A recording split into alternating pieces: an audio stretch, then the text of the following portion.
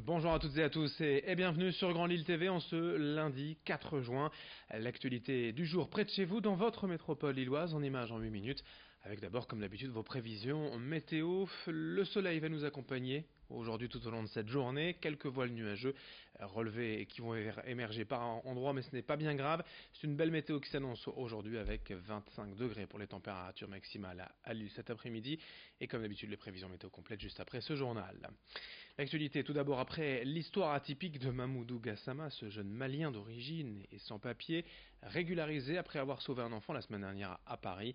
Nous nous sommes rendus vendredi à Lille à la cérémonie d'accueil à la citoyenneté française. Daniel Barnier, le préfet délégué à l'égalité des chances, a remis en main propre 67 décrets de naturalisation à des femmes et des hommes originaires du monde entier, d'Afrique, d'Asie, du Proche ou du Moyen-Orient, d'Amérique ou encore d'Europe. Pour eux, le moment est évidemment solennel car il marque une nouvelle étape dans leur vie en tant que citoyens français. L'an dernier, plus de 2000 personnes domiciliées dans le Nord ont ainsi acquis la nationalité française. Témoignage de l'une de ces nouvelles citoyennes au micro de Nicolas Lebrun. Je remercie la France pour... je me sentais déjà française parce que j'ai un mari français. Je suis là depuis 2012. J'ai un travail, je m'investis à 100% pour plus m'intégrer, quoi. Et après cette remise, je me sens bien. Je suis contente. Je viens du Sénégal. Je suis venue ici parce que mon mari est français.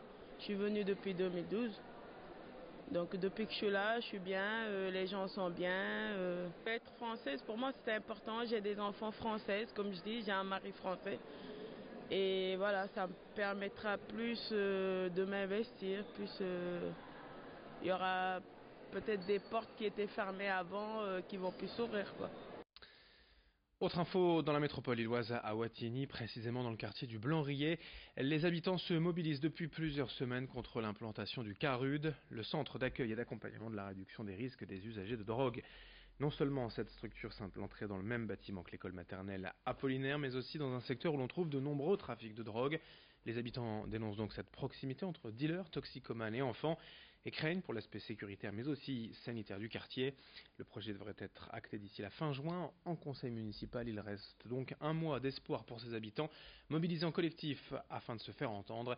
Explication au micro de Vincent Vieillard.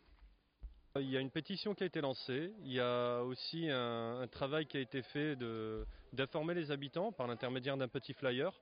Voilà, ça commence doucement je pense, puisque voilà. Et la création bien sûr d'un collectif d'habitants. Le collectif n'est pas déclaré, donc, il n'est pas sous forme d'association, voilà. Pour l'instant, essentiellement, ce collectif se base sur le travail de pétition, le travail d'information aux habitants. Bon, derrière, si vraiment il faut créer une association on est prêt à le faire. Oui. Quelques infos en bref aussi dans ce journal. Une élève du lycée Carnanec de Marc-en-Barœul, âgée de 18 ans, a été agressée sexuellement lors d'une épreuve de sport du baccalauréat. C'était le 18 mai dernier, selon France 3 aux Hauts-de-France.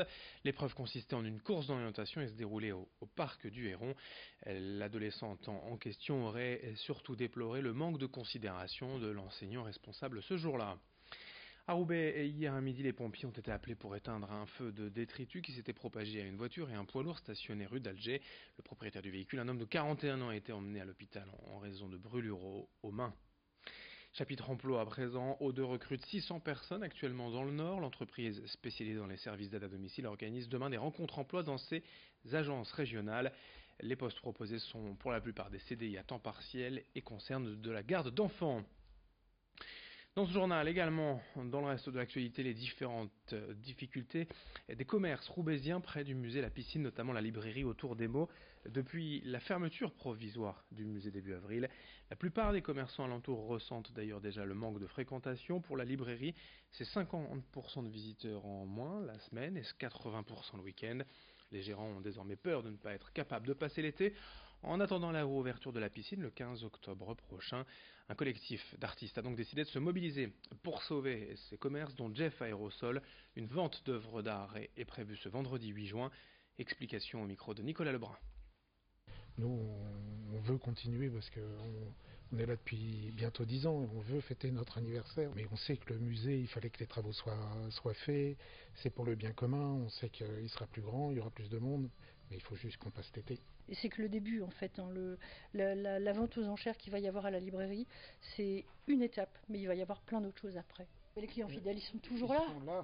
Ils sont là, c'est eux qui nous portent. C'est eux qui nous portent. Et puis cet élan de générosité, c'est très émouvant. Ouais. Il y a une association qui est en train de se créer, qui s'appelle Tous autour des mots. Enfin, tout ça, c'est les clients qui sont devenus des copains et voilà quoi. Enfin, on se sent pas tout seul, quoi. Non, on n'est pas seul. On n'est pas seul. On parle de basket à présent avec de belles images d'une fête pour le club du Luc Handi Basket à Lille ce week-end. Pour cause, l'équipe première a connu un changement, une grande réussite. L'équipe première va monter en National 1A, l'élite du handi basket en France. Et la deuxième équipe du club, elle, a également remporté son championnat de National 2. Pour fêter donc cette belle saison parfaitement réussie, le club a organisé samedi la journée de la grande fête du basket fauteuil avec des initiations, puis un match opposant les deux équipes principales du club. Et c'est le père de Tony Parker qui a donné le coup d'envoi. Explication quant à cette saison réussie, l'objectif pour la saison prochaine avec un responsable du Luc Handi Basket au micro d'Alex Tessier. C'est un investissement important de la part des joueurs, c'est quelque chose qui vient récompenser un engagement de plusieurs années, parce que ça fait quand même 6-7 ans qu'on est en Pro B, et donc du coup là voilà, c'est la juste récompense de beaucoup d'efforts faits, et puis de la formation surtout, puisqu'on a une école handi basket qui a été créée cette année, et puis donc la formation de beaucoup de joueurs qui jouent pour certaines en équipe de France, parce qu'on a 2 joueuses qui sont allées à Rio en 2016, et donc là du coup voilà, c'est la juste récompense de tous les efforts fournis. Et puis une dernière information sport et basket aussi d'ailleurs chez les professionnels. Le Lille Métropole Basket Club, le LMBC, joue ce soir à 20h au Palais Saint-Sauveur à domicile. Le match retour des demi-finales de play-off de Pro B face à Roanne.